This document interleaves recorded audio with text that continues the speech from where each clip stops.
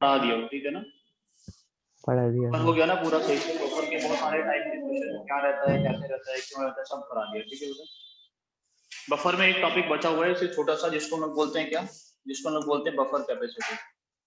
तो इसका तुम लोग तो सिलेबस में वैसे नीट के लिए ज्यादा है नहीं है, छोटा सा टॉपिक है बफर कैपेसिटी का आप लोगों के लिए, इसको ठीक से सुन लो तुम लोग, ठीक है।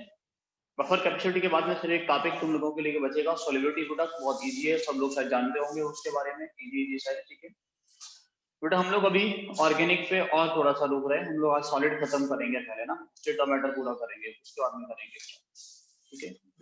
फिर हम लोग उसके बाद में सब मैटर में क्या बताया? क्या बोल रहे हो, सॉलिड स्टेट स्टेट कराएंगे ना मैटर। तुम लोगों को अभी,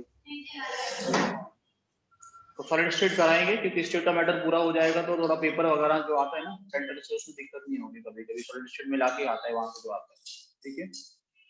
फिर उसके बाद में हम लोग फिर ऑर्गेनिक पे ही चलेंगे, और थर्मो और फिजिकल केमिस्ट्री बचा हुआ हम लोग वीकेंड में या तो संडे में क्लास लेंगे या फ्राइडे में पूरा एक क्लास रखेंगे, जैसे बायो का रहता है उस टाइम में उसको खत्म करेंगे, मतलब एक एक दिन में एक एक चैप्टर वाला कॉन्सेप्ट, ठीक है ना, 4-5 घंटे का क्लास लेके।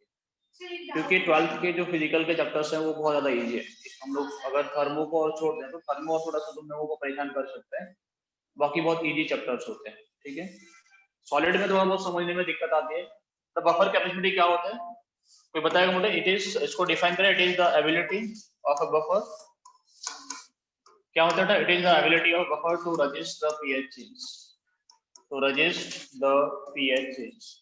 समझ में आ रहा है मैं क्या बोल रहा हूँ, किसी बफर का पीएच चेंज को रजिस्ट करने का कैपेसिटी को हम लोग क्या बोलते हैं, बफर कैपेसिटी बोलते हैं, सिंपल तरीके से बोले तो, ठीक है। मान लो मेरे पास में एक सॉल्यूशन था ए, बफर सॉल्यूशन ए है, एक मेरे पास बफर सॉल्यूशन बी है, एक और सॉल्यूशन बनाया सी, एक और बनाया बेटा, हम लोगों के पास इतना कुछ बफर सॉल्यूशन बी, ठीक है। इन सभी के अंदर तुम लोग क्या करोगे बेटा, इनके अंदर तुम लोगों ने थोड़ा सा delta B amount of HCl add किया, इसके अंदर ऐड कर दिया, सबके अंदर तुम लोगों ने क्या किया, थोड़ा थोड़ा HCl डाला, पीएच चेंज करेगा कि नहीं करेगा, HCl को डालने पे बफर में यस पीएच सर, चेंज करेगा कि नहीं थ्योरेटिकली करेगा, चेंज करेगा, थ्योरेटिकली चेंज करेगा, करेगा। पेन पेपर पे कैलकुलेट करके दे सकते हो, कल बहुत सारे क्वेश्चन करा दिए ऐसे ना। तो पीएच चेंज करेगा, थ्योरेटिकली चेंज करेगा, एक्सपेरिमेंटली चेंज, ऑब्जर्वेशन में नहीं आता, ऐसा कुछ बताया था, बफर का पीएच थ्योरेटिकली चेंज करता है, एक्सपेरिमेंटली यानी ऑब्जर्वेशन में नहीं आता। तो पीएच चेंज करेगा कि नहीं करेगा, हो सकता है 0.1 का चेंज करे, किसी में 0.01 का चेंज है, किसी में 0.2 का चेंज है, वो ड्रास्टिक चेंज नहीं आता जिसको हम लोग ऑब्जर्व करते थे। समझ आ रहा है मैं क्या बोल रहा हूँ आप लोगों को, बफर में आप लोग HCl डाले, सभी के अंदर पीएच चेंज किया, जिसके अंदर पीएच में चेंज कैसा आएगा बेटा, जिसके अंदर पीएच में चेंज मिनिमम होगा, पीएच चेंज कैसा होगा, जिसके अंदर मिनिमम पीएच चेंज होगा, उसका हम लोग बोलेंगे, उसका बफर कैपेसिटी कैसा है, मैक्सिमम है, ठीक है ना। जिस सॉल्यूशन का पीएच चेंज कैसा होगा मिनिमम, उस सॉल्यूशन का कैसा होगा बेटा, उसका बफर कैपेसिटी कैसा होगा, बफर कैपेसिटी मैक्सिमम। तो क्या बोल रहा हूँ, बफर कैपेसिटी उसका कैसा है, तो उसको बोलेंगे उसका बफर कैपेसिटी कैसा, मैक्सिमम बफर कैपेसिटी है, ठीक है। यानी जो सबसे ज्यादा पीएच चेंज को रजिस्ट करेगा, जो पीएच को चेंज होने ही नहीं देगा, समझ आया मैंने क्या बोला, जो पीएच को चेंज नहीं होने देगा उसी को तो बोलेंगे यस ना अच्छा बफर, उसी को बोलेंगे बफर में रहने का कैपेसिटी उसका ज्यादा है। कब तक, कितने टाइम तक वो बफर जो है वो बफर ही रहेगा। HCl को डालने में बफर डिस्टर्ब होता था कि नहीं होता था, होता था। NaOH को डालने पर डिस्टर्ब होता था कि नहीं होता था, होता था। कहीं हम लोग सॉल्टी बना दिए थे, कहीं एसिड ही बचता था, बचता था कि नहीं बचता था, ऐसा कुछ होता था, बफर डिस्टर्ब करते थे हम लोग। तो कौन सा वाला बफर में पीएच में चेंज कैसा होगा, मिनिमम होगा, उसको हम लोग बोलेंगे उसका बफर कैपेसिटी कैसा होता है, सबसे ज्यादा होता है, that solution has maximum buffer capacity, that mixture has maximum buffer capacity, ठीक है। तो बफर कैपेसिटी होता क्या है, it is always equal to 2.303, याद करना formula, concentration of salt into concentration of acid upon concentration of salt upon concentration of salt plus concentration of acid, ठीक है ना। बफर कैपेसिटी क्या होता है, 2.303 concentration of salt into concentration of acid, ये किसके लिए होगा बेटा, it is for acidic buffer. अगर मेरे पास बेसिक बफर होगा उसके लिए फॉर्मूला क्या हो जाएगा बेटा, सॉल्ट की जगह रख देंगे, बस एसिड की जगह रख देंगे हम लोग base, salt into concentration of base upon concentration of salt plus concentration of base, ठीक है ना। ऐसा करके हम लोग किसी भी सॉल्यूशन का बफर कैपेसिटी निकाल सकते हैं, वेदर एसिडिक वेदर बेसिक, ठीक है। बफर कैपेसिटी होता क्या है, तुम लोगों ने डेल्टा बी अमाउंट ऑफ कौन ऐड किया था बेटा, एसिड ऐड किया, दिखाया ना, उसकी वजह से पीएच में कितना चेंज आया बेटा, डेल्टा पीएच, इसी को हम लोग बोलते हैं बफर कैपेसिटी। ऐसे भी निकाल सकते हो, कितना हम लोग क्या किए बेटा, एसिड ऐड किए, जिससे पीएच में चेंज आया, amount of acid added for unit change in pH.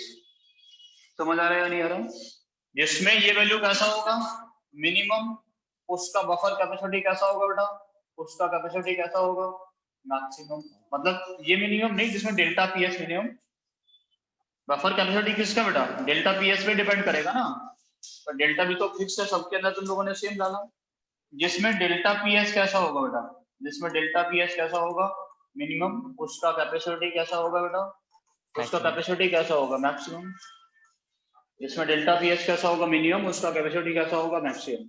समझ आ रहा है मैं क्या बोल रहा हूँ, यहाँ तक कोई दिक्कत किसी को समझने में नहीं होनी चाहिए, सिर्फ इतना बफर कैपेसिटी का तुम लोगों के लिए सफिशिएंट है समझना, ठीक है ना। बफर कैपेसिटी क्या होता है, किसी भी सॉल्यूशन का पीएच में चेंज को रजिस्ट करने का एबिलिटी को हम लोग बफर कैपेसिटी बोलते हैं। क्या होता है, 2.303 concentration of salt into acid upon salt plus acid, बेसिफिकेशन salt into base upon salt plus base, ठीक है। कौन से वाला, डेल्टा भी क्या है बेटा, अमाउंट ऑफ एसिड एडेड या अमाउंट ऑफ बेस एडेड। समझ आ रहा है कि नहीं रहा, जो भी हम लोग बफर को डिस्टर्ब करने के लिए ऐड किए, whether strong acid whether strong base, समझ आ रहा है कि नहीं आ रहा, ठीक है ना। तो जिसमें डेल्टा पीएच मिनिमम होगा उसका कैपेसिटी कैसा होता है, मैक्सिमम रहता है, फॉर्मूला लगा के तुम लोग आंसर निकालोगे, ठीक है।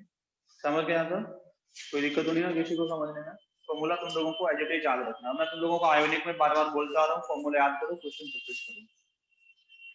आयोनिक में क्या बोल रहा हूँ, फॉर्मूला याद करो, क्वेश्चन प्रैक्टिस करो, डेरिवेशन तुम लोगों के लिए बिल्कुल भी जरूरी, किसी भी चीज का जरूरी नहीं है।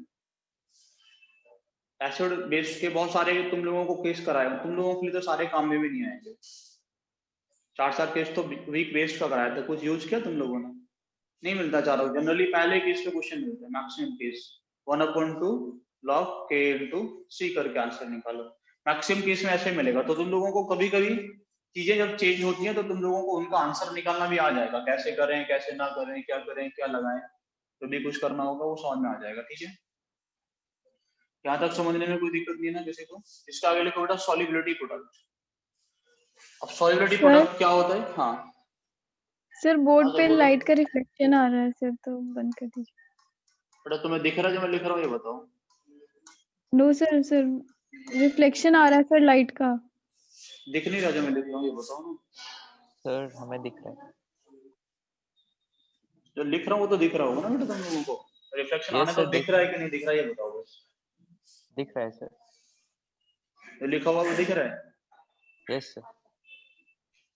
अगर इस ये नहीं दिख रहा तो मैं लाइट बंद करने का सोच सकता हूँ, अगर दिख रहा है तो फिर ऐसे रहने दो, कोई दिक्कत नहीं है, तुम लोगों को दिखना चाहिए बस, क्या लिख रहा हूँ वो समझ में आ जाए ना बस। सर राइट साइड में रिफ्लेक्शन नहीं दिख रहा। उधर साइड में मैं लिखता कहाँ हूँ, उधर साइड में, यहाँ पे इधर वाले कॉर्नर पे लिखूंगा ही नहीं बेटा, यहाँ पे लाइट का जो मुझे दिख रहा है कि यहाँ पे है उधर नहीं लिखूंगा, ठीक है।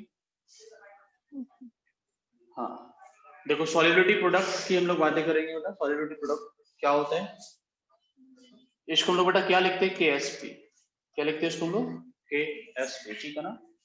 आप लोगों से बातें किया था कि इस सप्ताह में हम लोग KC पढ़ेंगे, आयोनिक इक्विलिब्रियम मतलब KC। KC क्या होता है, equilibrium constant in term of concentration. KP की बात नहीं करते, उस KC के बहुत सारे नाम हम लोग दिए, KA रखे, KB रखे, KW रखे, KAP रखे, KSP रख रहे हैं, KHB इसको नाम दिए, ऐसे बहुत सारे नाम मिले ना इसके रखने का ना, बहुत सारे नाम इसके रखे थे हम लोग, ठीक है। तो बहुत सारे तरीके से इसको हम लोग लिख सकते हैं, बहुत सारे तरीके से। अभी उसमें से एक टर्म क्या है बेटा हम लोगों के पास में, एक टर्म जो लिखेंगे वो है KSP, ठीक है ना। KSP मतलब सॉल्युबिलिटी प्रोडक्ट, ठीक है ना। एक टर्म लिखेंगे KSP मतलब सॉल्युबिलिटी प्रोडक्ट, ठीक है ना। बात ये है कि सॉल्युबिलिटी प्रोडक्ट कब और कहाँ कैसे डिफाइन होता है, किसके लिए हम लोग इसको डिफाइन करते हैं, कैसे डिफाइन करते हैं वो समझना थोड़ा जरूरी है, ठीक है। The solubility product जो होता है it is defined for sparingly soluble salts, किसके लिए डिफाइन करते हैं बेटा हम लोग, sparingly soluble salt। समझ आ रहा है मैं क्या बोल रहा हूँ, ठीक है ना। किसके लिए डिफाइन करते हैं, it is defined for sparingly soluble salt। sparingly soluble समझते हो तुम लोग, बहुत ही कम soluble होगा उसके लिए, है ना। जैसे तुम लोगों ने क्या किया, वाटर में मतलब जो चीजें एक्चुअल में तुम लोग जिसको अब तक इनसॉल्युबल पढ़े हो उसके लिए डिफाइन करते हैं, जो बहुत ज्यादा कम घुलता है, नेग्लिजिबल अमाउंट में घुलता है, उसके लिए हम लोग केएसपी डिफाइन करते हैं, ठीक है ना। सॉलिबिलिटी जो प्रोडक्ट है, तुमने क्या किया, पानी में चौक डाल दिया, चौक डाल के विग्रसली सेक किए, अब निकाल रहे हैं केएसपी क्या है, कुछ ना कुछ तो घुलेगा ना, थोड़ा बहुत घुलेगा, जो भी नेग्लिजिबल अमाउंट घुलेगा उसका हम लोग निकाल रहे हैं केएसपी, सॉलिबिलिटी प्रोडक्ट। समझ आया मैंने क्या बोला, ठीक है ना। बहुत ही कम सॉल्युबल सॉल्ट के लिए हम लोग क्या करते हैं, सॉलिबिलिटी प्रोडक्ट को डिफाइन करते हैं, बहुत ज्यादा कम जो घुलेंगे उनके लिए, ठीक है। तो इन जनरल क्या होगा हम लोगों के पास में, एक बार ये भी समझना कि इस टॉपिक पे तुम लोगों के आंसर्स आएंगे ना 10 to the power -30 तक भी जाते हैं, इसका मतलब कुछ भी नहीं है, लेकिन फिर भी तुम लोगों को उसको सॉल्व करके आंसर देना पड़ेगा, ठीक है ना। उसको तुम लोगों को कैलकुलेट करना पड़ेगा, फिर भी 10 to the power -30 -20 इतना तो नॉर्मली चलेगा, 10 की पावर -10 से ऊपर तो आता ही रहेगा आंसर, ठीक है। बहुत छोटे छोटे आंसर्स आते हैं इस टॉपिक में, बाकी आसान सा टॉपिक है। जितना अब तक तुम लोगों को इक्विलिब्रियम में पढ़ाया है, कॉमन आइन इनफैक्ट वगैरह वगैरह वगैरह सब लगा के तुम लोग सॉल्व करना है इसको, कुछ भी मिल सकता है, बफर में डाल के ही सॉल्विटी पूछ सकता है, किसी दूसरे सॉल्ट में डाल के पूछ सकता है, कॉमन आइन इफेक्ट, वो सारी चीजें तुम लोगों को समझ के थोड़ा सा काम करना है, ठीक है। बाकी इसमें है कुछ नहीं बेटा, सॉल्युबिलिटी प्रोडक्ट में ये क्या है बेटा, केएसपी क्या है, एक इक्विलिब्रियम कांस्टेंट है। इक्विलिब्रियम कांस्टेंट है तो किस पर डिपेंड करेगा, किसी भी सॉलिड सॉल्ट का केएसपी किस पर डिपेंड करेगा, ओनली ऑन टेम्परेचर। अगर टेम्परेचर चेंज नहीं करोगे तो सॉलिडिटी प्रोडक्ट चेंज नहीं करेगा, सॉलिडिटी चेंज हो सकता है लेकिन सॉलिडिटी प्रोडक्ट चेंज नहीं करेगा, क्योंकि ये भी क्या है, इक्विलिब्रियम कांस्टेंट ही है, ठीक है ना। मान लो किसी भी कंडीशन में सॉलिडिटी चेंज कर जाएगा लेकिन सॉलिडिटी प्रोडक्ट चेंज नहीं करेगा। समझ आ रहा है मैं क्या बोल रहा हूँ। इन जनरल क्या होगा, मान लो आप लोगों के पास में एक AX dy टाइप का सॉल्ट है, वो क्या करेगा बेटा, x moles of A y plus produce करता है, plus y moles of B x minus produce करेगा, ऐसे ही कुछ होगा। समझ आ रहा है मैं क्या बोल रहा हूँ, x moles of A y plus y moles of B x minus produce करेगा, ठीक है। पर जो सॉलिबिलिटी होता है उसको कैसे डिफाइन करते पहले होता है, सॉलिबिलिटी क्या होता है, हम लोग सॉलिबिलिटी को अगर तुम लोगों से डिफाइन करने के लिए बोले तो सॉलिबिलिटी आप लोग डिफाइन करोगे हमेशा किसमें, मोल पर लीटर में, ठीक है ना। समझ आ रहा है मैं क्या बोल रहा हूँ, सॉलिबिलिटी को आप लोग डिफाइन करोगे हमेशा किसमें, मोल पर लीटर में। मोल पर लीटर समझ लो, मोलरिटी कंसंट्रेशन की बात करेंगे, ठीक है। मान लेते हैं जो सॉल्ट हम लोगों के पास था उसको सॉलिबिलिटी कितना है बेटा, S, उसका सॉलिबिलिटी कितना है, S सॉलिबिलिटी है, ठीक है। तो ये कितना बनेगा बेटा, X मोल्स ऑफ S, और ये कितना बनेगा, Y मोल्स ऑफ S, ठीक है। KSP किसके इक्वल होगा, इसका जो इक्विलिब्रियम कांस्टेंट आएगा सॉलिबिलिटी प्रोडक्ट जिसको हम लोग बोल रहे हैं KSP, वो क्या होगा बेटा, concentration of A y plus to the power x into concentration of B x minus to the power y, ऐसे निकल के आएगा हमेशा। थोड़ा ये कितना होगा, x into s to the power x, और ये क्या होगा बेटा, y into s to the power y। थोड़ा यहाँ से मिलेगा तुम लोगों को x की power x into y to the power y into s to the power x plus y, ठीक है। समझ आ रहा है मैं क्या बोल रहा हूँ। अगर सॉलिबिलिटी निकालना पड़े तो निकाल लोगे ना, सॉलिबिलिटी कितना आएगा, KSP upon x to the power x into y to the power y, इस सब की पावर बेटा कितना होगा, 1 अपॉन x प्लस y, इस सब की पावर क्या होगा, 1 upon x plus y। Solve कर लोगे ना, समझ आ रहा है, कोई दिक्कत तो नहीं है, क्या कर रहा हूँ मैं सब, इसको उठा के पहले वाले केस में इसके नीचे ले आया, इस वाले वैल्यू को उठा के, है ना, फिर क्या किया, उधर पावर को ले आएगा तो 1 अपॉन में जाएगा। समझ आ रहा है मैं क्या बोल रहा हूँ। जैसे मेरे पास में अगर सिंपल तरीके से डायरेक्टली भी तुम लोग लिख सकते हो, मेरे पास में A2B3 टाइप का सॉल्ट होगा, उसका सॉल्युबिलिटी कितना होता है बेटा, x क्या बेटा, इसका x क्या बोल रहे हो, तो पावर बता दीजिए, पावर मतलब, ये ऊपर क्या लिखा है वो दिख नहीं रहा है क्लियर। अच्छा बेटा ये 1 upon x plus y, okay thank you sir. ठीक है। देखो हम लोगों के पास में A2B3 टाइप का हम लोगों के पास में एक सॉल्ट होता, तो इसका सॉल्युबिलिटी निकालोगे किसके इक्वल आएगा, KSP अपॉन 2 की पावर 2 इंटू 3 की पावर 3, जिसकी पावर बेटा कितना होगा, 1 अपॉन 2 प्लस 3, सिंपल निकाल सकते हैं ना हम लोग, ठीक है। समझ आ रहा है मैं क्या बोल रहा हूँ आप लोगों से, इसको समझने में किसी को कोई दिक्कत है क्या, ठीक है ना। तो सिंपल KSP 2 की पावर 2 इंटू 3 की, कोई भी होगा हम लोगों के पास में सॉल्ट, AB टाइप का सॉल्ट होता तो AB टाइप का सॉल्ट होता तो सिंपल निकालते बेटा, उसका सॉल्युबिलिटी कितना निकल के आएगा। अगर ए बी टाइप का सॉल्ट है, अगर तुम लोगों को उसका सॉल्युबिलिटी निकालना है, ए बी टाइप के सॉल्ट का सॉल्युबिलिटी निकालोगे कितना निकल के आएगा, दैट इज KSP अपॉन 1 की पावर 1, 1 की पावर 1, ऐसे ही कुछ होगा ना बेटा, तो 1 ही रहेगा, 1 अपॉन 1 प्लस 1, Yes. तो हो गया रूट ऑफ KSP हो गया, सिंपल तरीके से बोलो तो ना, रूट ऑफ KSP ऐसा ही कुछ रहता है, ठीक है, निकाल सकते हैं सर आप लोग इन चीजों को सॉल्व करके सॉल्युबिलिटी, ठीक है। कोई भी होगा हम लोगों के पास में, कोई भी शॉर्ट तुम लोगों से बोल दे, सेम तरीके से हम लोग उसका सॉल्युबिलिटी निकालेंगे, ठीक है। KSP किस पे डिपेंड करेगा, टेम्परेचर पे, समझ आ रहा है। तो सबसे पहले टाइप का क्वेश्चन तो ये होता है कि तुम लोगों को एक शॉर्ट देगा, उसको सॉल्युबिलिटी पूछेगा। सबसे पहले टाइप का शॉर्ट क्या होता है, तो तुम लोगों को एक सॉल्ट देगा और उसका क्या पूछेगा, सॉल्युबिलिटी कितना है, KSP देगा, उसका पूछेगा कौन सा वाला सॉल्ट ज्यादा सॉल्युबल है, कौन सा ज्यादा, जिसका KSP ज्यादा होगा ज्यादा सॉल्युबल होगा क्या, नॉट नेसेसरी, डिपेंड करता है सॉल्ट कैसा है। मान लो तुम लोगों को बोले कि मेरे पास में एक ए बी टाइप का सॉल्ट और A2B3 टाइप का सॉल्ट है, इसका KSP दे दे कितना बेटा, 10 टू द पावर -6, इसका KSP दे दे कितना, 10 टू द पावर -5, तुम लोग बोलोगे क्या ये ज्यादा सॉल्युबल होगा, बिल्कुल नहीं ना, निकालना पड़ेगा सॉल्युबिलिटी। अगर तुम लोगों का इंडेक्स इनका सेम है, सेम टाइप का है, तो तुम लोग बोल सकते थे सिंपल, दोनों केस में अलग अलग निकल के आएगा ना सॉल्युबिलिटी, यहाँ निकालोगे तो कितना निकल के आएगा, अंडर रूट ऑफ KSP निकल के आएगा क्योंकि ए बी टाइप का है, और यहाँ पे सॉल्युबिलिटी निकालोगे बेटा तो कितना निकल के आएगा बेटा, कितना आएगा, KSP अपॉन 2 की पावर 2 कितना होगा 4, 3 की पावर 3 कितना होता है बेटा, कितना होता है 27, इसकी पावर कितना होगा बेटा 1/1/5, इसको सॉल्व करना पड़ेगा, KSP की जगह वैल्यू रख लेते हैं 10 टू द पावर -6, मुझे नहीं लगता कि ये वैल्यू जो S प्राइम होगा वो ऐसे बड़ा आएगा, छोटा ही आने वाला है, समझ आ रहा है या नहीं आ रहा, बड़ा आएगा कि छोटा आएगा बताओ, समझ आ रहा है मैं क्या बोल रहा हूँ, किसी को दिक्कत तो नहीं ना इन चीजों को समझने में, तो सॉल्व करके निकालोगे दोनों को, तब जाके देखना ना, तब जाके तुम लोग सॉल्युबिलिटी निकालना, कि डायरेक्टली ऐसा नहीं जिसका KSP लिख के बड़ा उसी तुम लोग आंसर पे डिपेंड करने वाला है, ठीक है। अब देखो सॉल्युबिलिटी तुम लोगों से कहाँ कहाँ कैलकुलेट करवा सकते हैं, एक तो सिंगल सॉल्ट देके कैलकुलेट करवा सकते हैं, सिंगल सॉल्ट देके, ठीक है।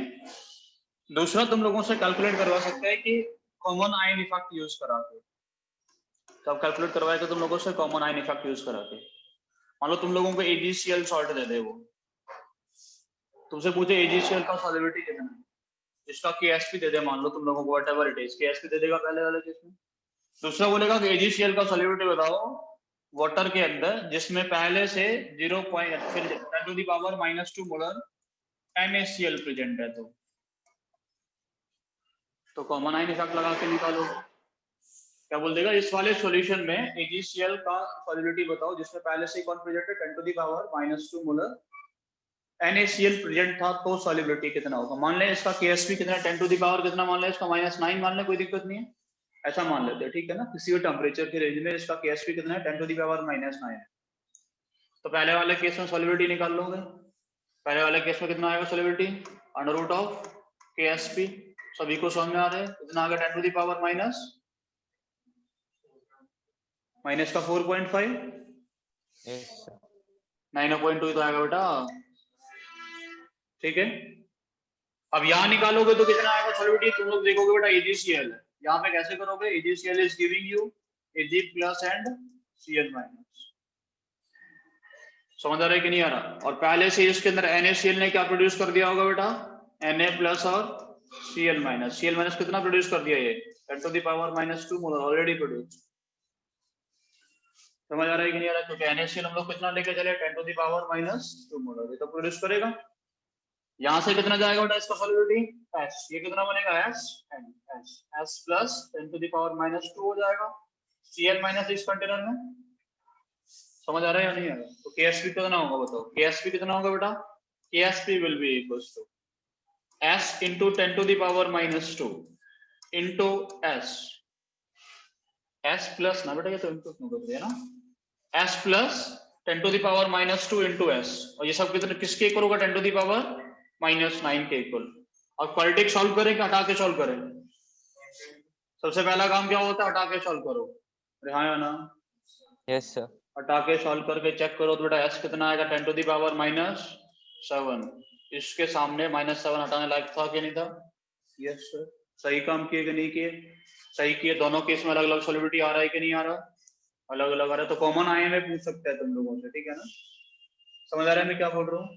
तुम लोगों से सॉल्युबिलिटी दो एक ही जैसे सॉल्ट को लेके, AgCl था हम लोगों के पास में, AgI था, दोनों का पूछ सकता है। समझ आ रहा है कि नहीं आ रहा? तो कैसा वाला काम करोगे जो हम लोग दो वीक एसिड को मिक्स करने पे निकालते थे, उस पे ऐसा कुछ तो होगा कि नहीं? Yes sir. तो जो पीछे अब तक पढ़ा है वो सब दिमाग में रख के काम करना पड़ेगा। ये कॉपी करो पहले, फिर बताता हूँ थोड़ा। NaCl कितना है? 10 to the power -2। हाँ बेटा,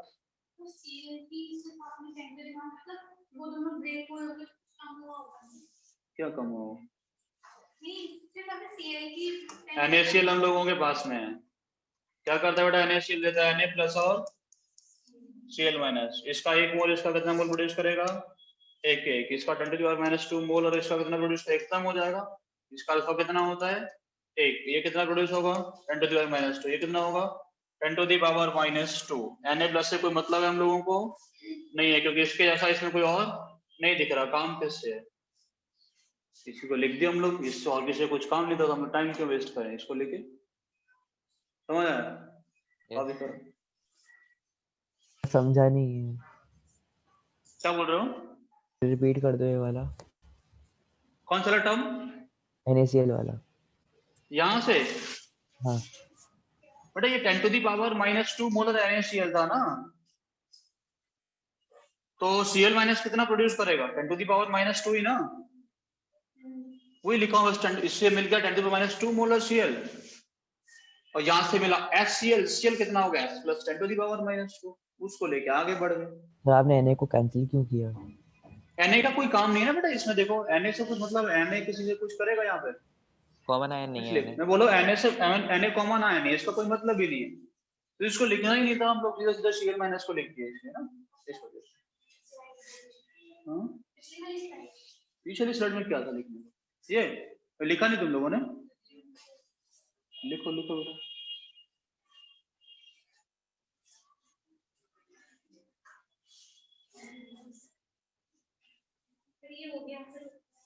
हो गया? तुम तो कल से लिखना है।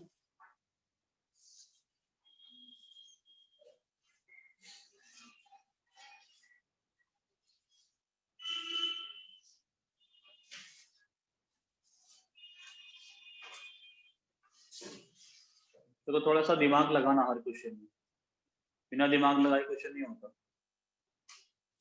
है ना। नीट का एग्जाम देने वाले हो तो ना, जो एग्जाम सेट करेंगे वही बेवकूफ नहीं कि तुमको बिल्कुल आसान क्वेश्चन दे देगा। और कुछ ना कुछ तो अलग करना है ना, तुम लोगों को कैटेगरी बनानी है, उसको नहीं बनानी है, तो कुछ ना कुछ तो देगा ना, थोड़ा बहुत तो देगा। लॉजिकल क्वेश्चन कुछ ना कुछ घुमा फिरा के एक छोटा सा क्वेश्चन कराता हूँ, तुम लोग बताना मुझे, ठीक है? ओके सबने लिख लिया जो भी लिखना था यहाँ से? तुमने लिख लिया सर? कुछ लिख रहे हो अभी भी? इस कॉपी में से लिख रहे हो? इसमें से कुछ लिखना है तुम्हें? लिखो जल्दी से जिसको लिखना है।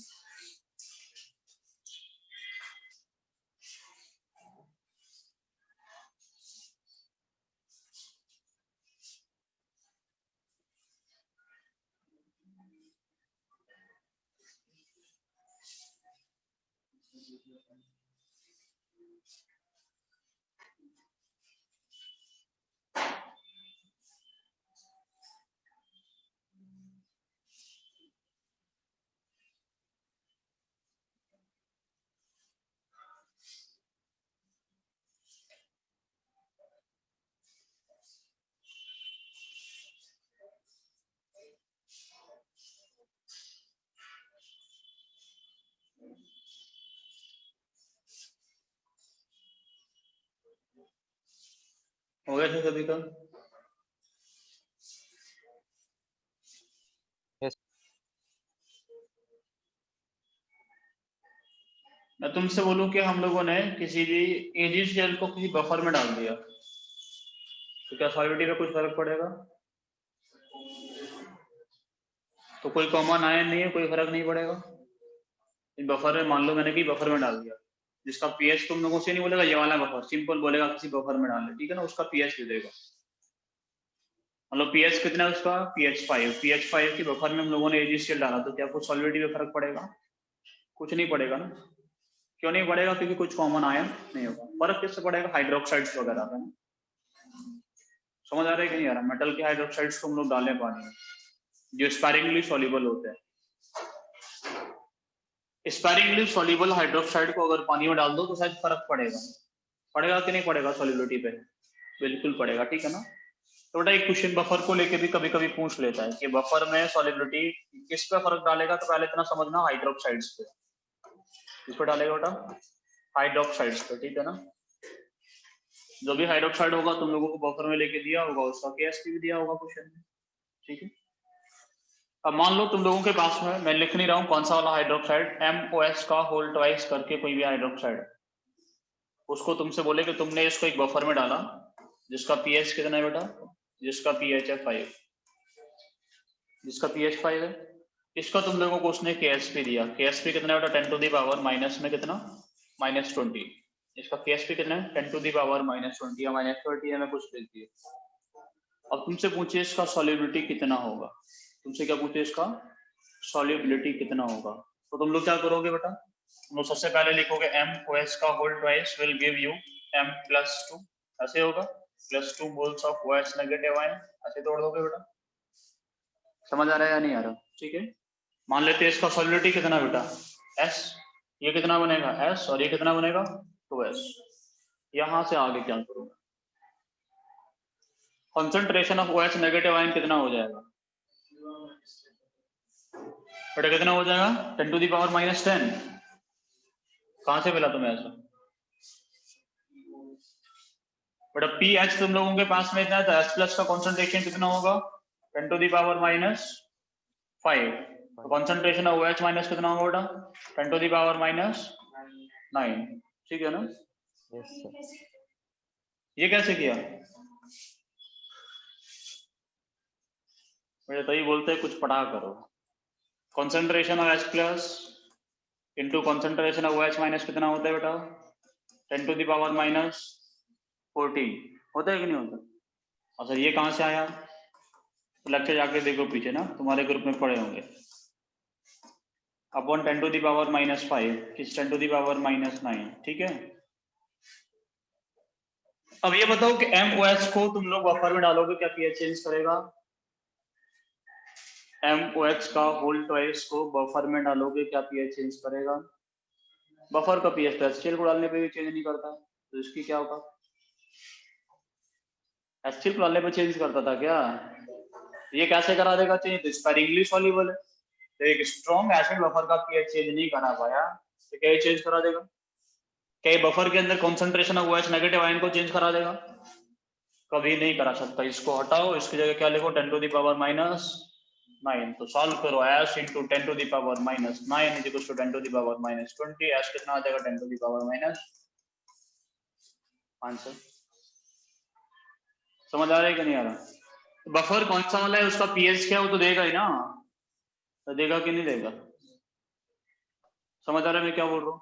बफर का तुम लोगों को पीएच नहीं दिया, बफरिंग कंपोनेंट का तुम लोगों को कंसंट्रेशन दे दे तो भी निकाल लोगे। और बफर किसका? एसिटिक एसिड और सोडियम एसिटेट का। एसिटिक एसिड का कंसंट्रेशन दे दे और सोडियम एसिटेट का कंसंट्रेशन दे दे, बोले इसमें हम लोगों ने इसको डाला, तो भी निकाल दोगे कि नहीं निकाल दोगे? अर्जुन समझ में आया तुम्हें क्या बोल रहा हूँ मैं? Yes sir. बफरिंग जो कंपोनेंट है उनका भी कंसंट्रेशन देके बोल सकता है कि नहीं बोल सकता? बिल्कुल बोल सकता है, तो भी निकाल सकते हैं हम लोग। कोई दिक्कत होगी क्या? कोई दिक्कत नहीं होगी, ठीक है। समझ में आया मैं क्या बोल रहा हूँ? ठीक है। तो ऐसे क्वेश्चन बनते हैं। एक टाइप का और भी पूछ सकता है कि कॉम्प्लेक्स फॉर्मेशन करा दो, जो आयन बनेगा उसका किसी और से, मतलब जो सॉल्वेंट उसमें हम लोग लिए हैं, मान लो तुम लोगों ने अमोनिया में किसी को डाला होता है, AgCl को किसमें डाला होता? अमोनिया में, उसको डिसॉल्व करा रहे हो, तो Ag+ क्या करता है? अमोनिया से रिएक्शन कर लेते हैं और क्या बना देगा? AgNH3 का होल ट्वाइस प्लस ना, टॉलिन्स रिएजेंट पड़े होंगे ज्यादा, उसको बना देगा। वो बना दिया तो फिर क्या होगा, तो कुछ ना कुछ सॉलिडिटी का फर्क पड़ेगा कि नहीं पड़ेगा, पड़ेगा। उसमें भी तुम लोग सॉलिडिटी निकाल लोगे कि नहीं निकाल लोगे, निकाल लोगे क्या? चलो एक छोटा सा केस कोई बताता हूँ, पहले इसको कॉपी करो। वो बहुत आसान सा और छोटा सा केस है, ठीक है। मतलब बात कहने का मतलब मेरा ये है कि मैं इनको नहीं पढ़ाता तो भी तुम लोगों को समझ में आना चाहिए था कि कुछ ना कुछ, ये पढ़ाने वाली चीज नहीं बता रहा हूँ, केस बता रहा हूँ, ऐसा ऐसा क्वेश्चन पूछ लेता है तुम लोगों से। तुम लोगों को ना बताने पे तुम लोगों के दिमाग में आना चाहिए कि बफर का पीएच चेंज नहीं करता, स्ट्रॉन्ग एसिड की वजह से चेंज नहीं करता, तो स्क्वायर इंग्लिश सॉल्युबल सॉल्ट तो क्या करा पाएगा। कॉमन आयन इफेक्ट तुम लोगों को पहले पढ़ा चुका, कॉमन आयन इफेक्ट लेना होता है, कब लेना होता है वो भी शायद समझ में आ रहा है तुम लोगों को, समझ में आ रहा है ना। KSP कैसे निकालते हैं, Yes, same sir. Equilibrium constant है, सॉल्ट के लिए डिफाइन कर रहे हैं, बाकी चीजें सेम है। इक्विलिब्रियम कांस्टेंट तो किस पे डिपेंड करता है, टेंपरेचर पे डिपेंड करता है, कोई फैक्टर पर डिपेंड इसके अलावा नहीं करता। कोई भी इक्विलिब्रियम कांस्टेंट किस पे डिपेंड करता था, किसके अकॉर्डिंग चेंज करा है, सिर्फ और सिर्फ टेंपरेचर के अकॉर्डिंग चेंज करा है, इसके अलावा कोई फैक्टर चेंज उसको करने का नहीं होता है। समझ आ रहा है मैं क्या बोल रहा हूँ, कोई दिक्कत यहाँ तक समझने में? देखो एक और होता है कि जब कॉम्प्लेक्स फॉर्मेशन तुम लोगों को दे दे, एक और केस होता है तुम लोगों को क्या दे दे बेटा, कॉम्प्लेक्स फॉर्मेशन करवा दे उसका। बड़ा कॉम्प्लेक्स फॉर्मेशन मतलब कौन सा वाला कॉम्प्लेक्स होता है, कोऑर्डिनेशन कंपाउंड वगैरह बनेगा, तुम लोग इसके बारे में जानते हो थोड़ा सा, है ना। Yes. और तुम लोगों को पता हो कॉम्प्लेक्शन फॉर्मेशन होगा तो बेटा कॉम्प्लेक्स का फॉर्मेशन होगा, उसका एक इक्विलिब्रियम कांस्टेंट होगा KF, फॉर्मेशन कांस्टेंट होता है कि नहीं होता, इसके बारे में पढ़े होंगे। और जो KF होता है वो कैसा होता है बेटा, it is very very high, आया ना, 10 to the power 8, 10 to the power 9, minus का नहीं बोल रहा, प्लस का, बहुत बड़ा होता है। और ऐसा ही क्वेश्चन तुम लोगों को कराया कुछ याद हो तो, ऐसा क्वेश्चन कराया था कि नहीं कराया था, जिसमें 10 to the power 12 करके कंसंट्रेशन ऑनलाइन कराया था, तो तुम लोगों ने ज्वाइन नहीं किया होगा, Yes, है sir. ना। एक क्वेश्चन कराया था जिसमें क्या बोला था कि पहले रिएक्शन को 100% कंप्लीट मानते हुए लिख लो और फिर सोचो कि कोई भी चीज इक्विलिब्रियम पे जीरो नहीं होती, वही कैलकुलेट करो। करवाया था कि नहीं करवाया, है ना। तो ऐसे यहाँ पे भी करना होगा सेम वे। मान लो तुम लोगों ने AgCl को डाल दिया, सबसे पहले क्या करेगा बेटा, Ag प्लस देगा, अरे हाँ या ना, और क्या देगा Cl माइनस, इसका कॉन्सेंट्रेशन, इसका सॉल्युबिलिटी कितना S, तो ये कितना बनेगा बेटा, ये कितना बनेगा S और S। समझ आ रहा है मैं क्या बोल रहा हूँ, सुनो पहले। अब क्या हो गया बेटा, इसको किस में डाले थे तुम लोग, Ag ने किस साथ रिएक्शन कर लिया, अमोनिया के साथ में, कितना मोल्स, 2 मोल्स, क्या बनाया AgNH3 का होल ट्वाइस प्लस, ऐसा कुछ बना दिया। यहाँ क्या मेंटेन करेगा बेटा, KSP, यहाँ क्या मेंटेन करेगा KF। समझ आ रहा है, ये फॉर्मेशन कांस्टेंट, यहाँ सॉल्युबिलिटी कांस्टेंट। Ag प्लस का कंसंट्रेशन कितना है S, इसका कुछ ना कुछ देगा, या फिर नहीं भी देगा तो कितने से रिएक्शन किया होगा वो कर सकते हैं। S कितने से रिएक्शन करेगा बेटा, 2S के साथ में, इसका कितना बनेगा, कितना बनेगा इसका, इसका कितना बनेगा बेटा, S बनेगा। ऐसा कुछ करके कर सकते हो ना, मान लो तुम्हें किसी एक का भी कंसंट्रेशन उसने दिया होगा तो क्वेश्चन कर लेते ना। फिर मैं क्या बोला तुम लोगों से बेटा, क्या करोगे इसमें, क्या करोगे बताओ, क्या बोला कि KSP बहुत ज्यादा हाई होगा, मान लो KSP कितना, 10 to the power 8, तो 10 to the power 8 होने का मतलब क्या होगा, ये कितना बचेगा 0, ये कितना बचेगा 0, ये कितना बनेगा पूरा का पूरा, ऐसे स्टार्टिंग में 0 होगा ना, ऐसे कुछ लिखना था कि नहीं लिखना होता था, कुछ याद आ रहा है, सिद्धांत याद आया कुछ, क्या बोला था। Yes, sir. और फिर तुम लोगों को याद आया कि कोई भी चीज इक्विलिब्रियम पे 0 नहीं होती। नहीं होती, इसको तुरंत से हटाओ, गलती कर दी। और क्या लिख दो उसकी जगह पे, पता नहीं, ऐसे बोले थे। छोटा ये कितना हो गया, सॉल्व करके दो इक्वेशन से x और y x क्या निकालना है, दो इक्वेशन सॉल्व करके y और x ही तो निकालना है, अरे हाँ या ना। तो उनका KSP और KF तो गिवन ही होगा तुम लोगों को, निकाल दोगे कि नहीं निकाल दोगे, समझ आ रहा है मैं क्या बोल रहा हूँ। इसको सॉल्व करो, दो इक्वेशन, दो तुम लोगों के पास इक्वेशन बनेंगे, दो वेरिएबल है, ये y क्यों कर दिया नहीं आया समझ में, Ag प्लस कितना है, तो वो Ag प्लस कितना होगा, Ag प्लस वाई बचा वही तो वाई है, ये तो पूरा का पूरा कंज्यूम कर गया ना। एक स्टेप से वाई निकालो, दोनों को सॉल्व करके वाई और एस निकाल दोगे तो सभी आयंस का कंसंट्रेशन भी मिल जाएगा इक्विलिब्रियम पे और सॉल्युबिलिटी भी मिल जाएगा। समझ आ रहा है नहीं आ रहा? ठीक है। वैसे ये जरूरी नहीं कि ऐसा कोई दूसरा और भी रिएक्शन दे सकता है, दो रिएक्शन मतलब अगर फॉर्मेशन कांस्टेंट बहुत हाई नहीं होगा तो भी उसके हिसाब से जाकर उसको भी सॉल्व करना पड़ेगा, उसको नेगलेक्ट करके सॉल्व करोगे तो छोटा होगा। तो व्हाटएवर इट इज, दिमाग लगा के रिएक्शन का पूरा इक्विलिब्रियम का कॉन्सेप्ट समझ के जो अब तक पढ़ा है उस सबको लगा के सॉल्व करो। ठीक है। अब बेटा इसमें क्या होते हैं, इसमें एक और टर्म होता है जिसको हम लोग जैसे केएसपी पढ़े थे बेटा, केएसपी के जैसा हम लोग क्या पढ़ते हैं, क्यूएसपी पढ़ते हैं, क्यूएसपी। ठीक है ना। क्यूएसपी क्या होता है, इसको हम लोग क्या बोलेंगे बेटा, जैसे रिएक्शन क्वेश्चन था ऐसे सॉल्युबिलिटी का क्वेश्चन बोल सकते हो। बट रिएक्शन क्वेश्चन क्या करता था, हम लोगों को डायरेक्शन ऑफ द रिएक्शन बताता था, रिएक्शन किस डायरेक्शन में जाएगा उसको पता करने के लिए हम लोग क्या पढ़ते थे, क्यूपी, क्यूसी, यहाँ पे क्या पढ़ेंगे, क्यूएसपी। समझ आ रहा है कि नहीं आ रहा? देखो बेटा एक कंटेनर तुम लोगों के पास में है, The direction of direction of the reaction, ठीक है ना। ठीक है सर। मतलब कब प्रेसिपिटेशन होगा कब नहीं होगा वो क्यूएसपी की हेल्प से निकालोगे। समझ आ रहा है मैं क्या बोल रहा हूँ, किस की हेल्प से निकालोगे, क्यूएसपी की हेल्प से निकालोगे कब प्रेसिपिटेशन होगा कब नहीं होगा। देखो वाटर है, वाटर के अंदर तुम लोग ए भी डाल रहे हो, ए भी डाल रहे हो तो क्या हुआ, हमेशा सारी जिंदगी भर घुलता रहेगा, तुम लोगों ने 10 ग्राम डाला, 20 ग्राम डाला, 30 ग्राम डाला, घुलते रहेगा, टाइम पे जाके घुलना बंद हो जाएगा। क्यों हो जाएगा घुलना बंद, क्योंकि इक्विलिब्रियम मेंटेन कर लेगा। कब तक घुलता है कोई भी चीज, जब तक इक्विलिब्रियम मेंटेन नहीं होगा। NaCl भी तो हमेशा तो नहीं घुलेगा ना बेटा, ये घुलता रहेगा। 1 लीटर पानी में कितना घुलता है, 30 ग्राम, 40 ग्राम, है ना। सॉल्युबिलिटी कितना होता है NaCl का, ऐसा तो नहीं कि 200 ग्राम डाल दोगे तो घुल जाएगा, नहीं घुल सकता ना। तो एक टाइम आता है बेटा जिसमें क्या होता है, घुलना बंद हो जाता है। तो घुलना बंद हो जाता है जब क्या आ जाएगा बेटा इसमें, जैसे इक्विलिब्रियम आ जाएगा, घुलना बेटा क्या हो जाएगा, बंद हो जाएगा। उसी टाइम पे इक्विलिब्रियम कंडीशन पे सॉल्युबिलिटी डिफाइन करते हैं। और डिफाइन करेंगे बेटा, इक्विलिब्रियम कंडीशन पे सॉल्युबिलिटी डिफाइन करते हैं। इक्विलिब्रियम से पहले का कंडीशन, इक्विलिब्रियम से पहले के जो कंडीशन था उस कंडीशन में सॉल्यूशन को क्या बोलते थे बेटा हम लोग, अनसैचुरेटेड कंडीशन। क्या बोलते थे बेटा उसको हम लोग, अनसैचुरेटेड सॉल्यूशन बोलते हैं। कैसा बोलते हैं उसको हम लोग, अनसैचुरेटेड। अनसैचुरेटेड। इसके बारे में पढ़े होंगे अनसैचुरेटेड के बारे में, ठीक है ना। जैसे ही इक्विलिब्रियम आया सॉल्यूशन कैसा बन गया बेटा, saturated. Solubility is defined for saturated solution. किसके लिए डिफाइन करते हैं हम लोग, एक सैचुरेटेड सॉल्यूशन के लिए सॉल्युबिलिटी डिफाइन किया जाता है। समझ आ रहा है मैं क्या बोल रहा हूँ, सॉल्युबिलिटी निकालोगे तो किसमें निकालोगे, सैचुरेटेड में। इसके बाद में सॉल्यूशन कैसा हो जाएगा बेटा, इसके आफ्टर में जाओगे तो कैसा हो जाएगा, सुपर सैचुरेटेड। सॉल्यूशन कैसा हो जाएगा इसके बाद में, सुपर सैचुरेटेड, ठीक है ना। समझ आ रहा है मैं क्या बोल रहा हूँ। देखो सैचुरेटेड सॉल्यूशन जो होता है, अनसैचुरेटेड सॉल्यूशन में प्रेसिपिटेशन होता है क्या, no precipitation, no precipitation happens. यहां पे बेटा प्रेसिपिटेशन नहीं होता है।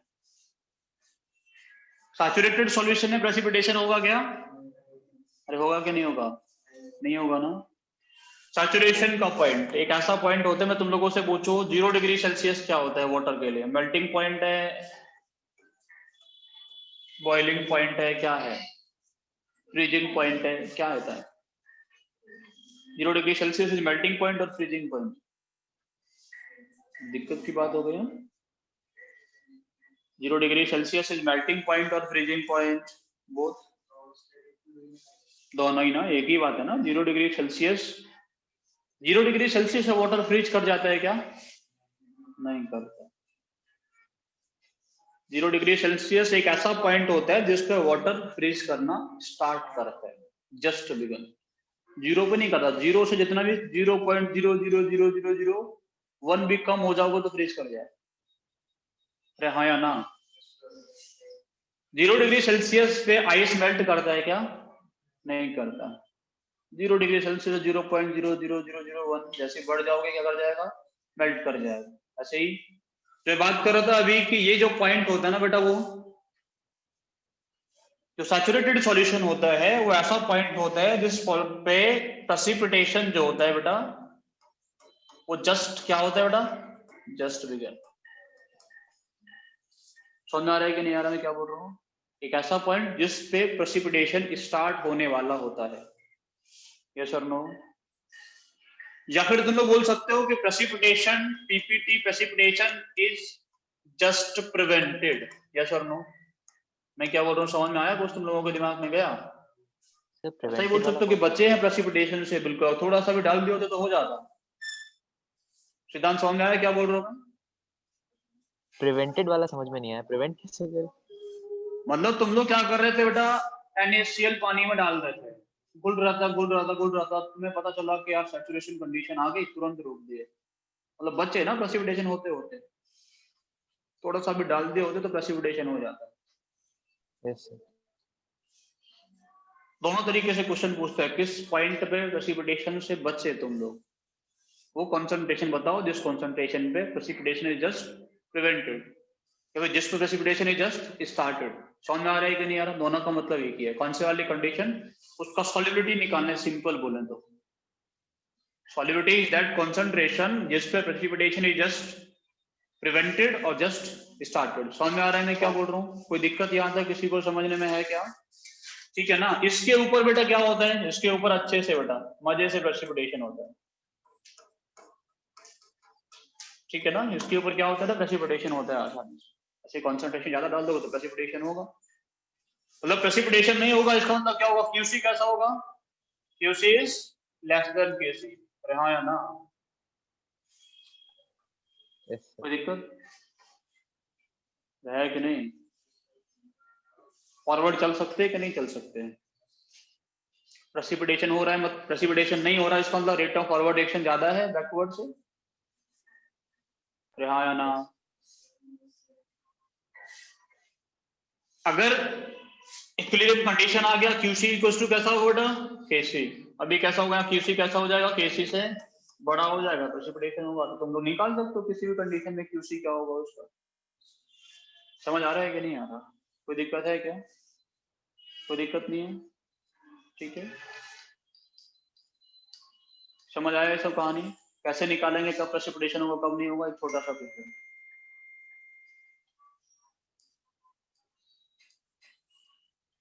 ठीक है ना?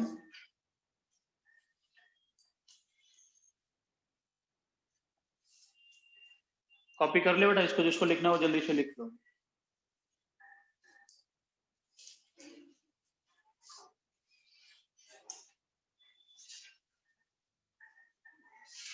सर हो गया। हो गया? यस तुम लोगों का हो गया सर? यस इतने सर। लोग ऑनलाइन बैठे हो आज, ज्यादा पढ़ेंगे आज। तुम लोग भी लेट आए, तुम लोग लेट ही आते हो मैंने सुना है। क्यों लेट आते हो? तो कुछ भी करने के लिए डिसिप्लिन मैटर करता है।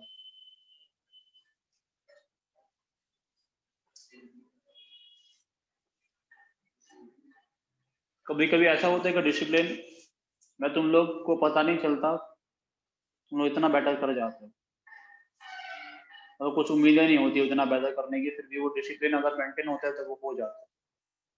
अगर डिसिप्लिन मेंटेन नहीं होता तो फिर नहीं हो पाता। तो इसलिए डिसिप्लिन में होना बहुत जरूरी है। पंक्चुअलिटी मैटर करती है, चाहे कुछ भी हो या ना हो, आना चाहिए टाइम पे।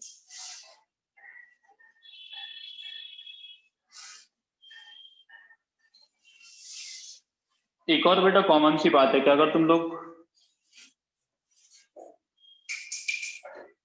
जितने भी लोग को तुम लोग मानते हो ना कि वो महान बने बड़े बने, उनको अगर उठा के देखोगे ना उनकी जिंदगी में क्या चीज थी, कॉमन अगर उठा के देखोगे सबके लाइफ में जो कॉमन चीजें है ना वो ये था कि डिसिप्लिन है। कॉमन चीज जो मिलेगी सबका, उधर तक पहुंचने का तरीका अलग अलग होगा, सब लोगों ने अलग अलग पापड़ बेले होंगे, लेकिन जो कॉमन चीज थी ना वो डिसिप्लिन।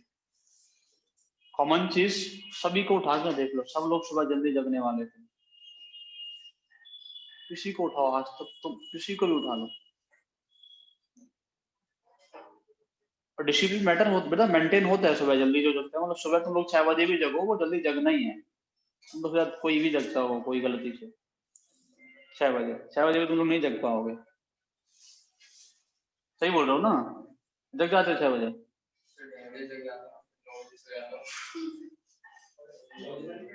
2:30 बजे जग जाते हो, 9 बजे सो जाते हो, फिर 10 बजे कैसे आते हो सेंटर?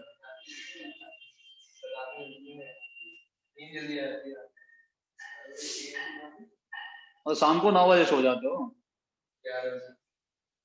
11 से 2:30 तक सोते हो बस, बाकी पढ़ रहे हो।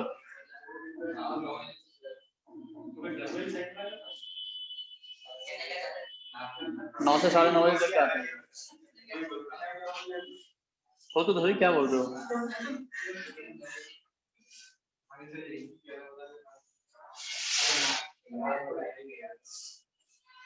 हाँ बहुत सारे लोग होते हैं ऐसा कि जो शाम को जल्दी सोते हैं, रात को जग के फिर सुबह तक पढ़ते हैं, उनको लगता है कि वो टाइम कंफर्टेबल है। ठीक है, ठीक है, हार्डली है नहीं, कोई एक दो मिलेगा गलती से ऐसा।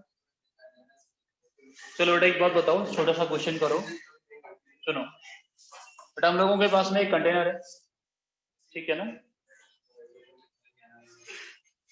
सुनो सर सुनो, छोटा सा क्वेश्चन मैं तुम लोगों से पूछ रहा हूँ। हम लोगों के पास में एक कंटेनर, ठीक है ना? इसमें आपको बोले कि हम लोगों के पास में कुछ HBr हम लोगों के पास में है और इसमें HI, ऐसा कुछ हम लोगों के पास इसमें प्रेजेंट है बेटा, it mixture of HBr and HI, ठीक है?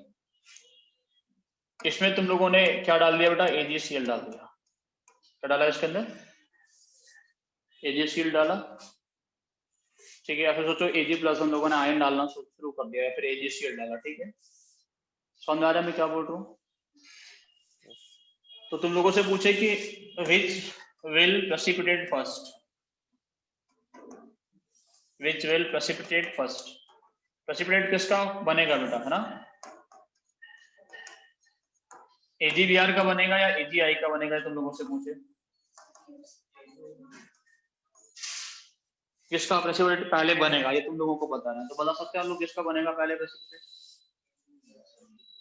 AgBr और AgI को हम लोग इसमें डाले, मतलब AgR और AgI में किसका प्रेसिपिटेट पहले बनेगा, तो ये क्वेश्चन पूछता है किसका पहले प्रेसिपिटेशन होगा इन दोनों में से। तो क्या KSP पर डिपेंड करेगा? डिपेंड करेगा, एक तो KSP पर डिपेंड करेगा, दूसरा इनके कॉन्सेंट्रेशन पर डिपेंड करेगा। इसका कॉन्सेंट्रेशन हम लोग मान लेते हैं S है, इसका कितना होता है? चलो इसका XY मान लेते हैं, इसका X है, इसका Y है। एक तो इस चीज पे डिपेंड करेगा कितना कितना कॉन्सेंट्रेशन हम लोग लेके चले हैं इसके अंदर, हाँ या ना? Yes no? Yes sir. सबसे पहला तो इन दोनों पर डिपेंड करेगा, एक तो केएस, दो फैक्टर होता है ना, एक तो KSP और एक कॉन्सेंट्रेशन, तो ये फैक्टर पर डिपेंड करेगा ना। मान लो तुम लोगों ने बियर मैंस का कॉन्सेंट्रेशन इतना कम लिया है कि कितना भी Ag डालो प्रेसिपिटेट करेगा ही नहीं वो। समझ आ रहा है कि नहीं आ रहा? चलो सिंपल सोचो, तो तुम लोगों को AgBr का मैंने KSP दिया होता, AgBr का KSP दिया होता और तुम लोग यहाँ से Br सॉल्युबिलिटी निकाल लेते हैं इसका, तो कम से कम कॉन्सेंट्रेशन सॉल्युबिलिटी से ज्यादा होगा तभी तो प्रेसिपिटेशन हो सकता है, ये पहले हो जाएगा। कॉन्सेंट्रेशन जो होगा Br- का वो किससे ज्यादा होना चाहिए बेटा? सॉल्युबिलिटी से ज्यादा होना चाहिए, तभी प्रेसिपिटेशन हो सकता है, उससे पहले तो हो नहीं पाएगा। तो दोनों फैक्टर्स मैटर करता है, एक तो KSP मैटर करेगा और एक इनका कॉन्सेंट्रेशन कितना लिया गया है, X जो है और तुम लोग Y लेके चले, वो दोनों चीजें मैटर करेंगे दोनों के केस में। KSP किसका बेटा? HBr के लिए, AgBr होगा उसके लिए, और KSP जो होगा हम लोगों के लिए AgI होगा उसके लिए, दोनों के लिए, ठीक है ना? तो एक तो ये सोचना कि KSP, सिर्फ KSP देख के आंसर मत देना कि जिसका KSP ज्यादा होगा उसका प्रेसिपिटेशन होगा, जिसका KSP कम होगा उसका प्रेसिपिटेशन नहीं होगा, ऐसा मन सोच के आंसर देना, ठीक है ना? मतलब सिंपल सा कहने का मतलब सॉल्व करना, सॉल्व करने से जिसका सॉल्युबिलिटी कम निकल के आएगा उसका प्रेसिपिटेशन कैसा होगा, पहले होगा। समझ आ रहा है कि नहीं आ रहा? जिसका सॉल्युबिलिटी कैसा निकल के आएगा, कम, उसका प्रेसिपिटेशन पहले होगा। जिसका सॉल्युबिलिटी ज्यादा होगा उसका होगा क्या? किसका होगा बेटा? जिसका सॉल्युबिलिटी कम होगा उसका प्रेसिपिटेशन होता है ना। तो तुम लोग क्या करोगे बेटा? दोनों का निकालोगे, पहले AgBr लिखोगे, AgBr के लिए क्या लिखोगे बेटा? Ag plus Br minus. समझ में आ रहा है कि नहीं आ रहा? अब Br माइनस का कॉन्सेंट्रेशन तुम्हारे पास में है कि नहीं? इस कॉन्सेंट्रेशन को लेके तुम लोग S निकालना, ऐसे हम लोगों के पास में क्या होगा, AgI होगा। AgI के लिए क्या होगा बेटा, Aj प्लस और I माइनस, इसका कॉन्सेंट्रेशन है Y, इसका किस कॉन्सेंट्रेशन को लेके S प्राइम निकालना, S प्राइम को और S को कंपेयर करना, तब जाके बोलना कौन। अगर S प्राइम कैसे मान लेते हैं, ज्यादा है, ये पहले प्रेसिपिटेट करेगा।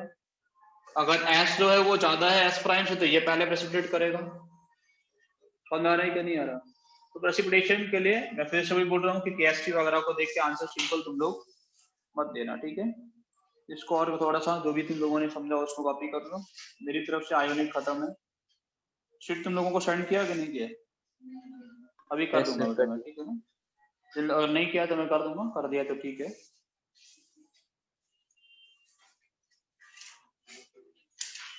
समझ आ रहा है मैं क्या बोल रहा हूँ आप लोगों को? देखो अभी छोटा सा टॉपिक बचा हुआ है, सॉलिड स्टेट। सॉलिड स्टेट बचा हुआ है ना, इसको पढ़ाने से पहले, क्योंकि स्टेट ऑफ मैटर में वही काउंट होता है। पेपर के हाथ में वो दोनों चीजें जो सेंटर से आते हैं तो वो दोनों एक ही साथ आते हैं।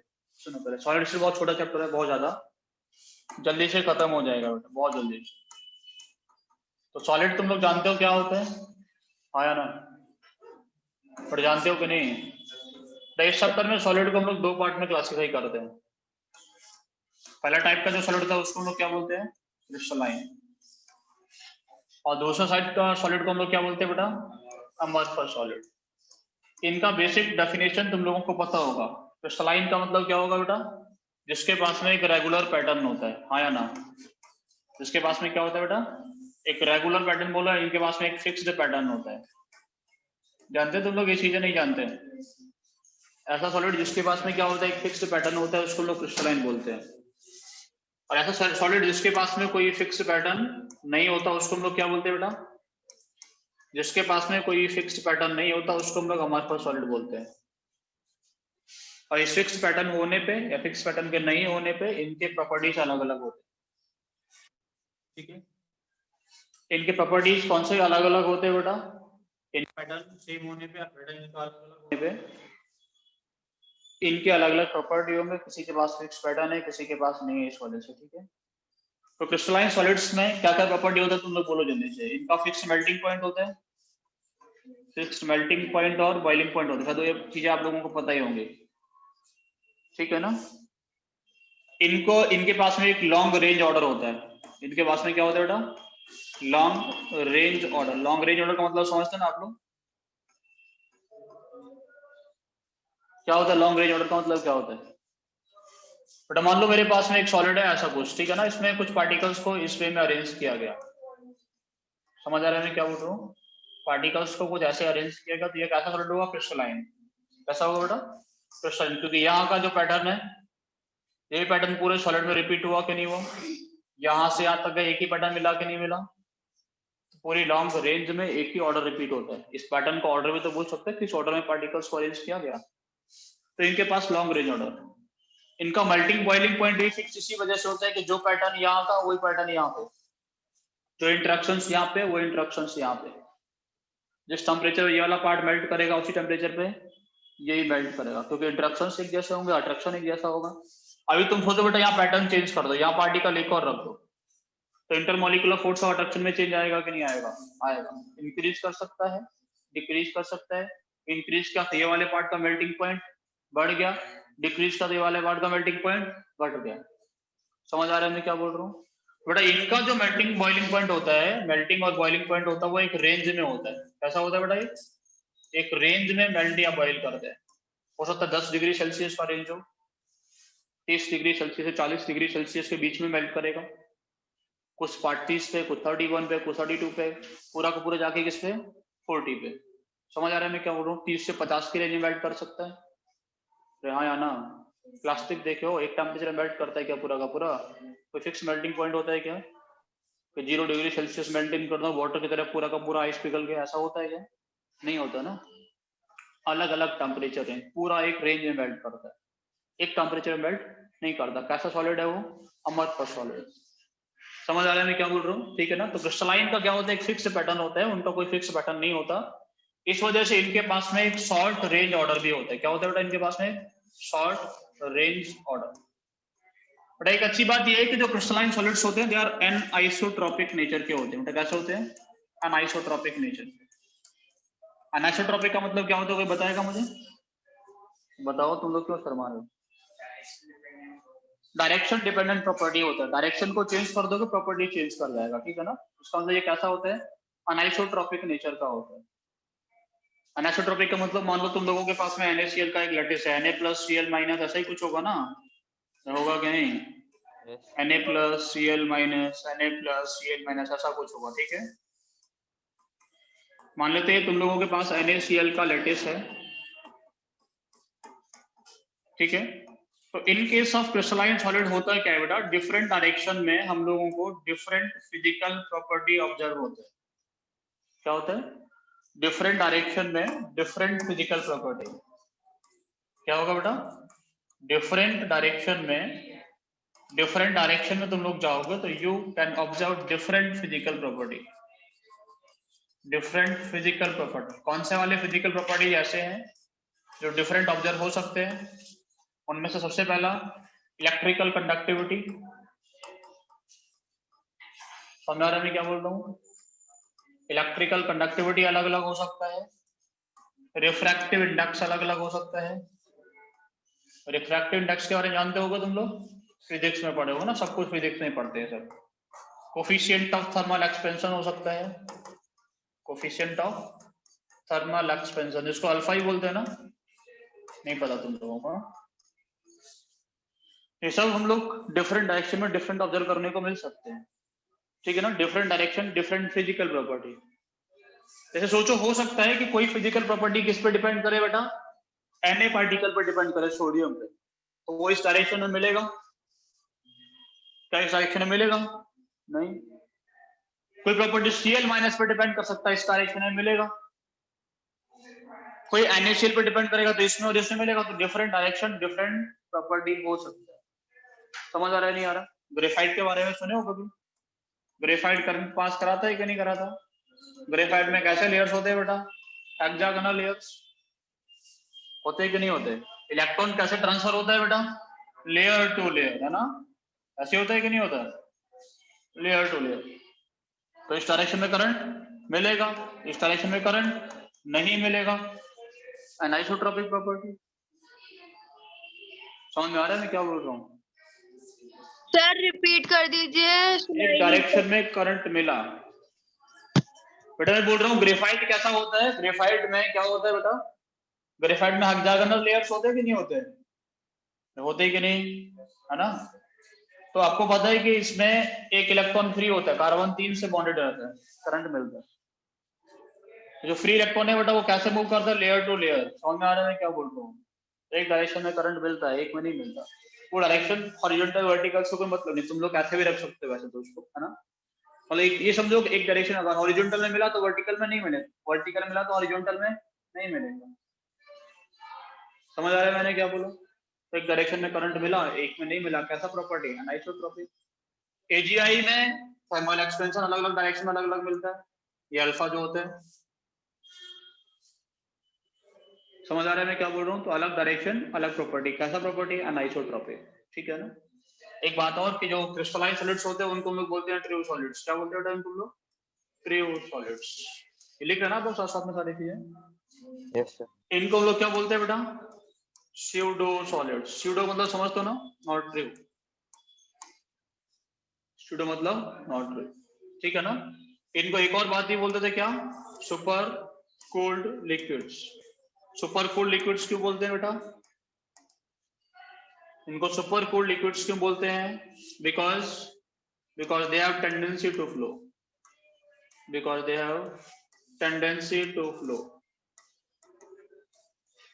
बेटा इनका क्या होता है? फ्लो करने का टेंडेंसी रहता है, because they have tendency to flow, इसलिए इनको हम लोग सुपर कूल्ड लिक्विड्स भी बोलते हैं। कैसे रहता है टेंडेंसी फ्लो करने का? एनसीईआरटी पढ़े हो कभी? उसी में एग्जांपल था कि जो पुराने बिल्डिंग्स के ग्लास होता है, पुराने बिल्डिंग्स में दीवार में लगाते हैं ना बेटा कांच, और नीचे से कैसा हो जाता है? थोड़ा थिक हो जाता है ना। क्या रीजन है इसका? क्योंकि गर्मियों के टाइम में टेम्परेचर बढ़ेगा, कुछ पार्ट थोड़ा बहुत मेल्ट करेगा, फ्लो करने लगेगा, शाम तक ठंडा हो जाएगा, रुक जाएगा। वर्षों से प्रोसेस चला आ रहा है। समझ आ रहा है कि नहीं आ रहा? चला रहा है कि नहीं आ रहा? बहुत लंबे टाइम से प्रोसेस चला रहा है तो क्या हो गया? सुपरपोजिशन। ठीक है, समझ आया मैंने क्या बोला? किसको पढ़ेंगे इस चैप्टर में? क्रिस्टलाइन को, अमरफस को। जिसका कुछ अता पता नहीं उसको तो पढ़ नहीं सकते बेटा, तो किसको पढ़ेंगे? क्रिस्टलाइन को। अमरफस सॉलिड को इसमें हम लोग नहीं पढ़ेंगे, सिर्फ और सिर्फ क्रिस्टलाइन का स्टडी है इस चैप्टर में पूरा। अमरफस का सिर्फ हो गया जो भी पढ़ना था, इतना बहुत है, ठीक है ना। और क्रिस्टलाइन सॉलिड को कितने पार्ट में क्लासीफाई किया गया है वो मैं 1 सेकंड में लिख देता हूँ, तुम लोग खुद से पढ़ना उसको, क्योंकि उसमें पढ़ाने लायक कुछ है भी नहीं। क्रिस्टलाइन सॉलिड कितने तरीके का होता है? क्रिस्टलाइन सॉलिड बहुत सारे तरीके का ना, जनरली कितने तरीके हम लोग उसको डिफाइन करते हैं। पहला होता है मॉलिक्यूलर सॉलिड, कितना होता है बेटा? मॉलिक्यूलर। दूसरा क्या होता है? दूसरा होता है आयोनिक। तुम लोग पास से आते आ रहे हो बात करने के लिए। तीसरा क्या होगा बेटा? तीसरा होता है मेटालिक। और नेक्स्ट क्या होता है बेटा? कोवेलेंट। कोवेलेंट को एक और नाम से जानते हैं, क्या बोलते हैं इसको हम लोग? नेटवर्क, ठीक है ना। कोवेलेंट और नेटवर्क, ठीक है। इसी के पास में बैठ जाओ, क्यों दिक्कत ले रहे हो? ठीक है, इसको क्या बोलते हैं? कोवेलेंट और नेटवर्क, ठीक है। कितने पार्ट हो गए? समझ आया कुछ? कुछ नहीं आया समझ? अब आयोनिक क्या होता है तुम लोग पढ़े? आयोनिक कंपाउंड्स NaCl आयन से मिलकर बना होगा। आयोनिक मेटालिक कौन होगा? जिसमें मेटल्स होंगे। कोवेलेंट कौन होगा? जिसमें कोवेलेंट बॉन्ड जैसे ग्रेफाइट, डायमंड, है ना, क्वार्ट्ज, है ना। क्वार्ट्ज और सिलिका का तो पढ़े हुए डिफरेंस है, क्रिस्टलाइन एक अमरफस फॉर्मूला से। क्यों? क्योंकि पैटर्न के बेस पर रेगुलर और इरेगुलर। समझ आ रहा है कि नहीं आ रहा? अभी तुम्हारी क्लास क्रिस्टलाइन के अमरफस, अच्छा वाला अमरफस, है ना। अगर हम तुम्हें बेटा एक प्रॉपर तरीके से बिठाए होते अरेंजमेंट में तो कैसा होता?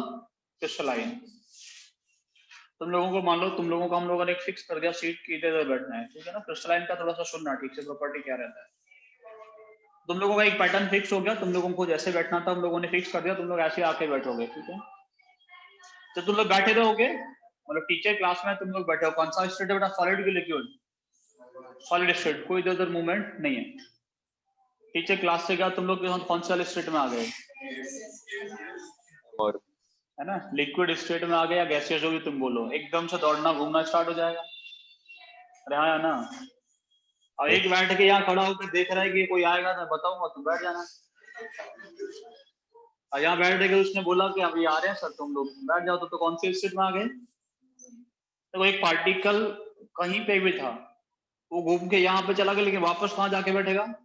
अपनी पोजीशन पे। प्रॉपर्टी ऑफ क्रिस्टलाइन सॉलिड, वापस अपना पोजीशन को रिगेन करता है हमेशा क्रिस्टलाइन सॉलिड का पार्टिकल, तब ये शेप रेगुलर हो सकता है। समझ आ रहा है कि नहीं आ रहा? अब मान लो तुम लोगों ने यहाँ कोई खड़ा नहीं किया है, अचानक से टीचर की एंट्री हो जाए, तो जो जहां पे उधर ही चिपक जाएगा, ऐसे ना। तो कैसा स्टेट हो जाएगा बेटा? Amorphous. By rapid cooling crystalline solid can be converted into amorphous. एकदम से ठंडा कर दो, रैपिड कूलिंग हम लोग किसी भी क्रिस्टलाइन को अमरफस में कन्वर्ट कर सकते हैं। समझ आ रहा है क्या बोल रहा हूँ? ठीक है ना, कोई दिक्कत नहीं है ना, ऐसे रहता है। ठीक है, देखो ये मॉलिक्यूलर सॉलिड होता है, इनको 3 पार्ट में हम क्लासिफाई करते हैं। कौन कौन से? नॉन पोलर, पोलर और H बॉन्डिंग।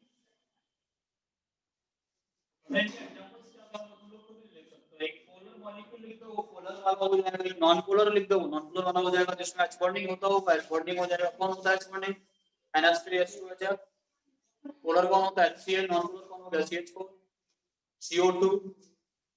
आयोनिक कौन हो गया? NaCl। मेटालिक कौन हो गया? आयरन। इसकी बात कर लिए। इनके अंदर से करंट पास होता है कि नहीं होता? आयोनिक के अंदर से बिल्कुल नहीं होता। पानी डाल दोगे हो जाएगा। इनके अंदर से होता है कि नहीं होता? होता है। उनके अंदर से बिल्कुल नहीं होता।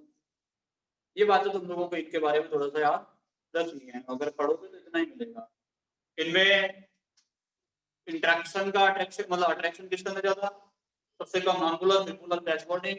ऑर्डर भी तुम लोगों को पता ही होता है, तो पता होता है कि नहीं होता? कल से चैप्टर का स्टार्टिंग करेंगे लेटेस्ट, ठीक है, वहीं से स्टार्टिंग है ठीक ठाक से। तो आज तो इसमें हम लोग सिर्फ इंट्रोडक्शन दिए, ये समझ लो ना, क्रिस्टलाइन अमरफस क्या होता है वो समझाया बस।